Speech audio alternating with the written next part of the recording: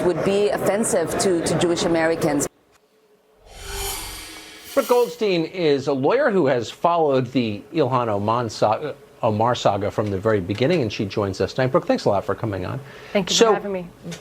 Her remarks about Israel reveal something, perhaps, about what she believes about the world.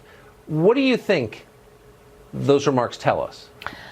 Well, first of all, this is a woman who, by the way, called you a white supremacist. And the irony there is that if she wasn't a member of Congress, she'd be a member of the KKK. Yes, she's commented on Israel, but she has built a career on attacking American Jews. She has said that American Jews control Congress. She has insinuated, for example, that Jews have dual loyalty. She has tweeted support for Hamas.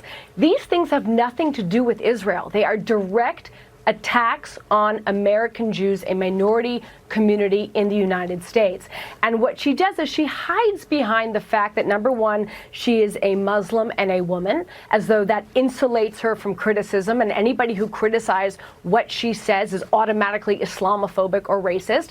And she also hides behind, well, you know, I'm just criticizing Israel. But think about it. If you had a problem, for example, with the Chinese government, would you turn around to local Chinese Americans and discriminate against them? That's exactly what she's doing. She's using politics as an affirmative defense to bigoted discrimination against American Jews.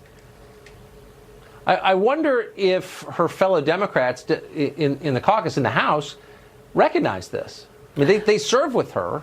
Do you think they know this? Are they bothered by it? Yeah, I mean, well, they definitely should be. I mean, this is a party that was unable to unequivocally condemn anti-Semitism because they were pandering to her so much. But we have, I think, a crisis of consciousness right now, not only in the Democratic Party, but in the left. Most people in the left embrace this so-called BDS movement, the boycott, divestment, and sanctions movement, which advocates for commercial discrimination, illegal commercial discrimination against Israeli Jews. My organization, for example, right now is suing the National Lawyers Guild, one of the oldest lawyers guild in America, because they have a resolution and they've implemented that resolution and refused to do business with Israeli Jews.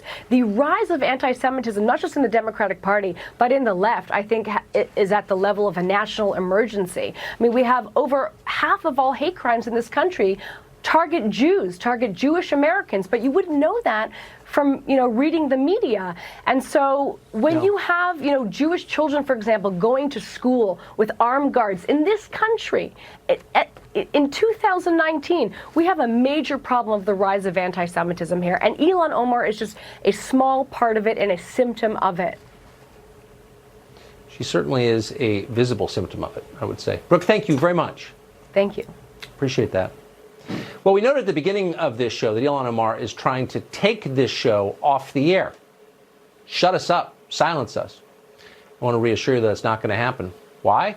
Because we work at Fox News, and they've got our back. We're thankful for that. Of course, Joe Biden has long been too old, too male, too pale to get the Democratic nomination, but apparently